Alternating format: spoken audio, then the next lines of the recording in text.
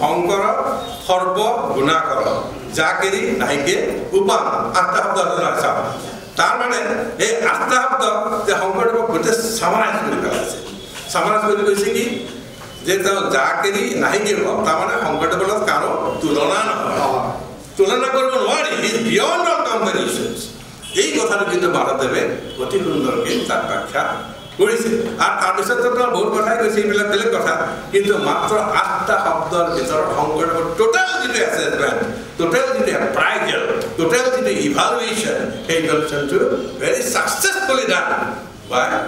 মাধৱদেৱ এই কথাটো কৈছে আৰু এতিয়া আপোনাৰ ধৰক চণ্ডীগড়তো মই সেইদিনা দেখিলোঁ চণ্ডীগড়তো দুগৰাকী স্কলাৰে এতিয়া শংকৰদেৱৰ ওপৰত PhD কৰি আছে আৰু তেওঁলোকক আমি সহায় কৰিব লাগে বুলি পেলাই আমাক কৈছে সহায় কৰিম আমি তাত এজনে লৈছে আপোনাৰ গুৰু নানক এণ্ড শংকৰদেৱে কম্পাৰেটিভ ষ্টাডি গুৰু নানকৰ ওপৰত লৈছে তাৰপাছত আপোনাৰ আৰু এগৰাকী বেলেগ বেলেগ লৈছে গতিকে তেওঁলোকেও কিন্তু কাম এতিয়া সুন্দৰকৈ এই বিশ্ববিদ্যালয়ত কৰি আছে গতিকে দেখা যায় যে শংকৰদেৱে তেওঁৰ কাৰণে কোনো জাতিগত কথা নাই আৰু আমি তেওঁ অসমীয়া বুলিও নকওঁ তেওঁ মানৱ এটা উচ্চ স্তৰৰ মানৱ গতিকে সেই আইডেণ্টিটিৰে তেওঁ আগবাঢ়ি যাব আৰু শংকৰদেৱৰ লগত এনেকুৱা চৰ্চা হোৱাটো আমি ভাবোঁ আমাৰ কাৰণে অত্যন্ত গুৰুত্বপূৰ্ণ আৰু ইতিমধ্যে নাটকৰ যিটো ৰচনা শৈলী বা তাৰ পৰিৱেশন শৈলী সেই সম্পৰ্কে বহুতখিনি কথা ক'লে আৰু নাটকক ভাৰতীয় দৰ্শনত বহুত ওপৰত ৰাখিছে আৰু আমাৰ 4খন বেদ থকা বুলি কৈছিল যে আমাৰ 4খন বেদ কিন্তু নাটকৰ কাৰণে ব্ৰহ্মাই বোলে মাতি নিলে ভৰতক বোলে 4খন বেদে কমপ্লিট কাভাৰ নকৰে আমাৰ যিটো জাতীয় জীৱনৰ কথা 4খন কভাৰ নকৰে তুমি আৰু এখন বেদ লেখা বোলে নামটো কি দিম বোলে এইখন পঞ্চম বেদ এইখন ভাৰতৰ নাট্যশাস্ত্ৰ বুলি পেলাই আমি কৈ থাকোঁ যে ভাৰতৰ নাট্যশাস্ত্ৰখনে হ'ল পঞ্চম বেদৰ যিটো মৰ্যাদা আৰু যিটো ব্ৰহ্মাই দিয়া মৰ্যাদা গতিকে এই কথাবিলাকো কিন্তু আমি আমাৰ ছাত্ৰ ছাত্ৰীৰ লগত কমিউনিকেশ্যনটো হ'ব লাগে আৰু তাৰ দ্বাৰা আমি নাটক সম্পৰ্কে বহুত কথা বুজিব পাৰিম আৰু শেক্সপিয়াৰে আৰু সুন্দৰকৈ কৈছে যে নাটক এইকাৰণে দিব লাগে catch the conscience of the king কাৰোবাৰ যদি মনৰ ওপৰত প্ৰভাৱ বিস্তাৰ কৰিব লাগে তেনেহ'লে নাটক ইজ দ্য অনলি মিডিয়াম এই কথাটো শেক্সপিয়াৰে কৈছে গতিকে মই আৰু বেছিকৈ দীঘল নকৰোঁ গতিকে এইখিনিকে কৈ মই সকলোৰে প্ৰতি শ্ৰদ্ধা জনাই মই মোৰ এই দুআষাৰ কথা ইয়াতে সামৰাই আছোঁ গুৰুৰ কৰি পেলাই কেৱল 2020 চনত 2000 চনৰ পৰা 2020 চনত 20 বছৰ কাল অধ্যয়ন কৰি তেওঁ প্ৰকাশ কৰিলে আমাৰ অসমীয়া মানুহে জনা দৰকাৰ যে পৃথিৱীৰ চব গুৰুৰ বিষয়ে জানিলোঁ কিবা নহয় কিবা এটা ভুল পালোঁ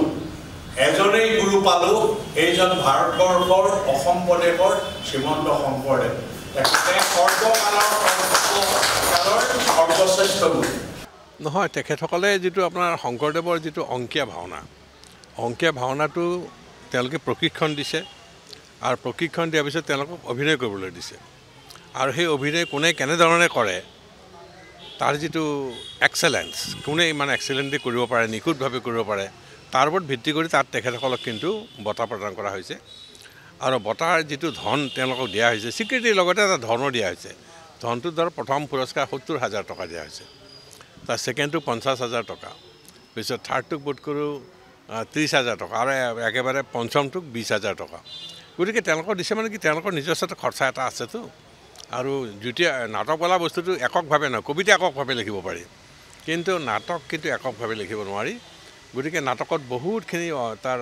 এক্টৰ এক্ট্ৰেছ পেইণ্টাৰ ডাইৰেক্টৰ তাৰপাছত আপোনাৰ প্ৰডিউচাৰ এই গোটেইবিলাকৰ এটা সন্মিলিত প্ৰচেষ্টাত নাটকখন কৰিব পাৰি